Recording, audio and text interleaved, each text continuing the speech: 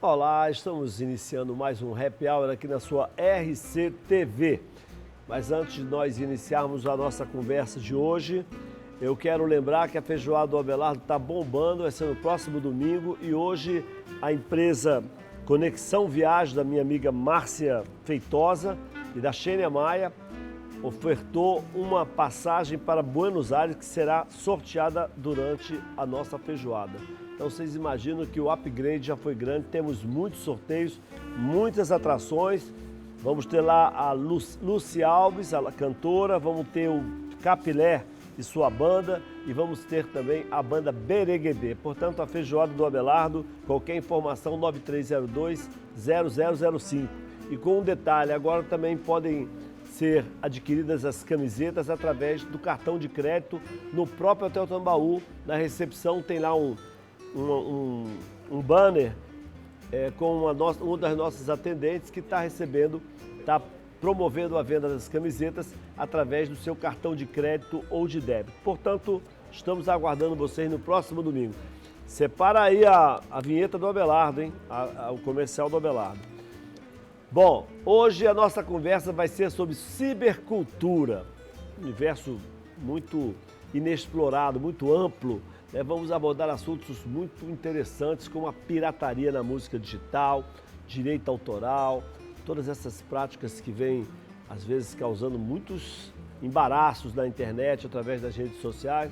Para esse bate-papo, nós recebemos aqui a Cândida Nobre, que é professora da Universidade Federal da Paraíba, professora substituta e professora titular da Faculdade I10. Tudo bom?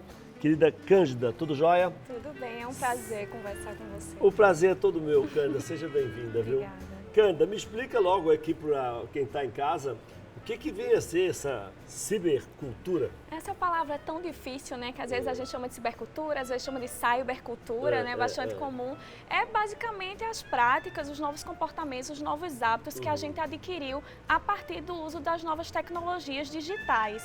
Né? Então, essas práticas que a gente estabelece hoje a partir do Facebook, do Twitter, a maneira como a gente ouve música, perfeito, Instagram, a maneira que a gente consome, né, fotografia, a maneira que a gente tira fotografia hoje, né, mudou muito exatamente a partir hoje dessas novas. Hoje é uma compulsão, né?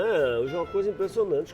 Isso, é uma compulsão. Qualquer coisa a pessoa está dentro pode estar no elevador, pode estar na praia, pode estar onde for, está tirando fotografia. Isso, né? E é o autorretrato, né? Perfeito. Saiu recentemente, né, uma nova palavra aí para o dicionário inglês, que foi o selfie, que é exatamente essa prática, né, da gente tirar a nossa própria foto. Seria uma tradução livre, seria o autorretrato para a gente.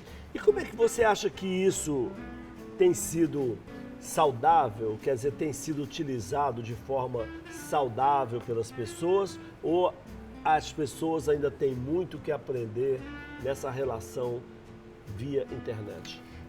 É interessante a gente pensar assim, porque a internet é um fenômeno relativamente novo no Brasil. A Anatel liberou a presença da internet no país em 1995, mas a popularização ela veio mesmo só a partir dos anos 2000, 2002, né, principalmente a partir do Orkut e do MSN, houve o processo de alfabetização digital do brasileiro. Então a gente ainda está aprendendo a utilizar. Só que como a gente tem uma necessidade de comunicar, de se comunicar muito grande, de falar de si mesmo, principalmente, e também de tomar conta da vida alheia, né?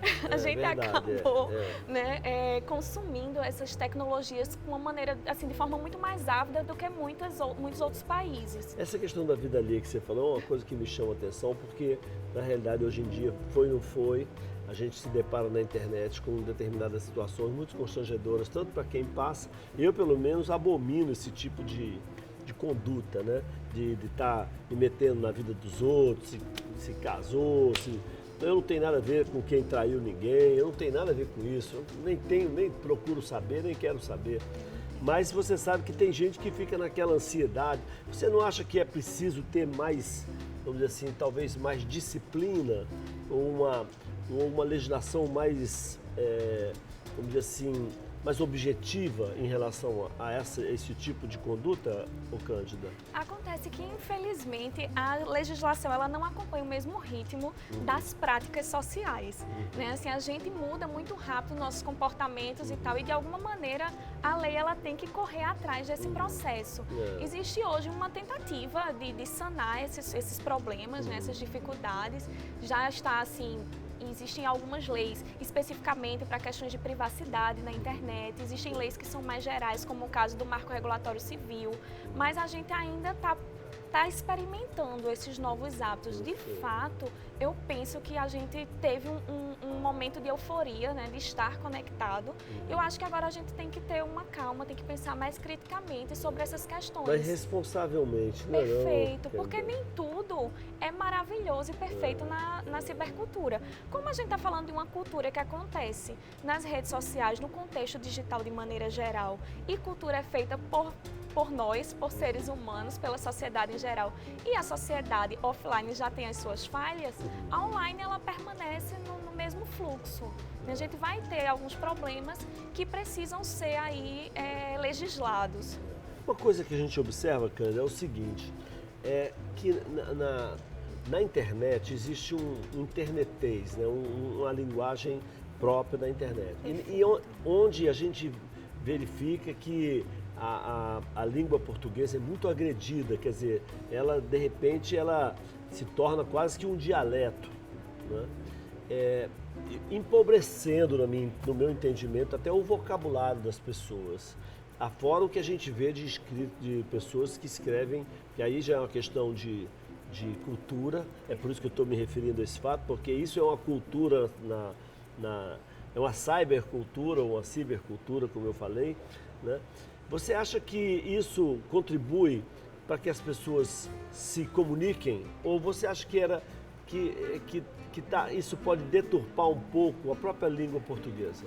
Eu acho que a gente tem que ter cuidado, porque da mesma maneira que a gente não escreve, principalmente nós brasileiros, a gente não escreve da maneira que a gente fala. Na fala a gente admite um pouco mais as incorreções, perfeito. Né? Enquanto na escrita a gente já tem uma certa rigidez, no internetês isso também acontece. Eu acho um grande barato uma parte do internetês, que é a possibilidade da gente criar entonações a partir de repetição de letras, né? A partir da gente colocar da abreviatura de palavras. E a questão da abreviação é muito mais para facilitar o diálogo ocorrer com uma maior rapidez. Né? Mas acontece que algumas pessoas, pelo fato de não estarem tendo o hábito de leituras mais aprofundadas, né, em outros espaços, que não apenas o digital ou as redes sociais, estão de fato assim perdendo um pouco a questão de um vocabulário que é imprescindível, né? A gente precisa aprender a nossa língua, né? E, claro, saber que, mesmo eu utilizando determinadas contrações na internet, entender que aquilo é permitido naquele contexto. Assim como a gente fala numa conversa de bar, a gente tem uma postura, uma fala e uma linguagem, e no nosso ambiente de trabalho a gente tem outra, a gente tem que entender que a internet funciona do mesmo jeito. Verdade. Né? E como é que você vê, hoje em dia, as pessoas baixam as músicas, as pessoas baixam livros, né? Às vezes propriedades privadas de outras pessoas, né? A pirataria é abundante na internet. Então, você acha que deveria ter algum mecanismo, ou se já existe algum mecanismo de proteção ao direito autoral dentro da internet? Na verdade, todas as leis que funcionam, assim, que regem o direito autoral de propriedade intelectual, elas, tecnicamente, elas permanecem na rede. O que acontece é que na internet a gente tem uma possibilidade muito grande de fazer de estabelecer novos relacionamentos, digamos assim, com esses conteúdos. Ilimitada praticamente, né? Uma possibilidade praticamente ilimitada. Eu confesso a você que, por um lado, eu entendo toda a questão da problemática digamos assim, de remunerar as pessoas que tenham todo um processo criativo para elaboração de qualquer produto cultural, seja um filme, seja uma música, seja, né, um livro, mas eu vejo com grande entusiasmo a possibilidade das pessoas consumirem alguns produtos gratuitamente. Democratizou mais. Perfeito. Ou que de alguma maneira, né? isso, o próprio autor, ele defina o que ele quer que seja feito da sua obra, porque na estrutura convencional da indústria cultural padrão, o que é que a gente tinha? A gente tinha os intermediários, né, os editores, os donos de gravadora, que de uma certa maneira, eles que definiam como é que a coisa ia funcionar. É verdade. Não eram os autores. Até manipulavam isso. Perfeito, não eram os autores. E agora não, né? Esse autor ele começa a ter uma autonomia maior no processo de produção. E isso me parece um ponto interessante. O que você acha? Porque teve um período, como você bem disse, teve um período inicial que começou com o Orkut, com o MSN, né? O MSN virou uma febre de repente, causou muitos problemas, né? Porque esse negócio de namorar pela internet, no uso do MSN, houve alguns excessos e tal, tem muita gente que está penalizada até hoje, vídeos que aparecem de pessoas que não imaginavam que alguém tivesse gravado. Hoje eu acho até que as pessoas estão um pouco usando menos esse recurso do vídeo, por receio exatamente desse... o que você acha que foi determinante no declínio do Orkut, que era o grande líder das redes sociais, e de repente ele praticamente deixou de existir? Basicamente, se a gente for entrar lá no Orkut, ainda hoje ele tem um público muito grande de pessoas. Acontece que o público do contexto digital, ele está muito ávido por novidades. Né? E algumas redes, elas têm um processo de ascensão, tem um amadurecimento e acontece o declínio como qualquer empresa, só que isso acontece de uma maneira muito rápida na internet. Sim. Hoje, por exemplo, a grande rede social que a gente tem, assim, né, o maior hábito de navegar, de trafegar aqui no Brasil é o Facebook. O Facebook já está chegando no seu processo de estagnação. As pessoas mais jovens, elas não querem mais estar no Facebook, porque os pais também estão, porque o tio também está. Né? Então, eles estão recorrendo para as redes mais privadas, como o caso do WhatsApp, por exemplo, né? Onde eles formam os grupos de contato dos amigos e vão o Instagram pra lá. também. Perfeito. Embora o Instagram é mais aberto, mas como você disse, o Facebook hoje é utilizado por pessoas de todas as idades. Exato, né? A gente também é uma quebra de paradigma que eu acho que a gente tem que pensar. Né? A gente não pode pensar mais na cibercultura como uma coisa única e exclusiva da geração Y, né? Como a gente falava. Né? Mas todo mundo hoje acessa a internet, seja por várias necessidades, algumas por uma questão só de trabalho, outras por uma questão de entretenimento, outras por uma questão de sentir prazer com aquilo. Né? Aqueles joguinhos de redes sociais, o maior público deles são mulheres de meia idade, né? Donas de casa. Então a gente vê que é uma plataforma que ela é bastante democrática nesse sentido também. Bacana, Cândida. Eu vou continuar conversando com a Cândida, porque o assunto realmente está muito interessante, muito palpitante.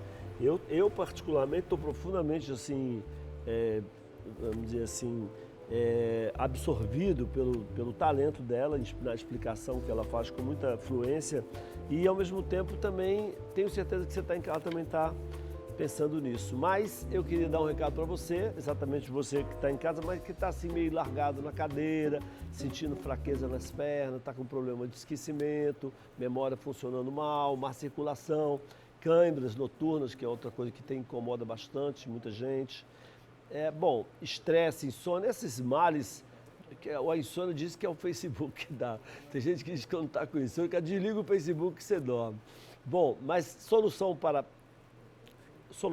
esses, ou pelo menos a solução para esses e outros problemas, 2 cápsulas ao dia do Elite 1000 ajuda a combater todos esses sintomas. Elite 1000 é complemento alimentar, 100% natural, não tem contraindicação e realmente é um segredo de uma vida melhor com muito mais disposição. Vamos deixar com os problemas de lado de má circulação, vamos ao Elite 1000, que é mais saúde para você e para o seu coração. Melhora a memória, a motivação, aumenta até o desempenho sexual. Isso mesmo, Elite 1000, sucesso no Brasil, não custa caro, farmácia do trabalhador do Brasil. A gente vai para o comercial e já a gente retorna com a Cândida Nobre, especialista. Eu falo cibercultura porque eu já brasileirei esse nome. Eu prefiro cibercultura. A cibercultura. Daqui a pouco a gente volta.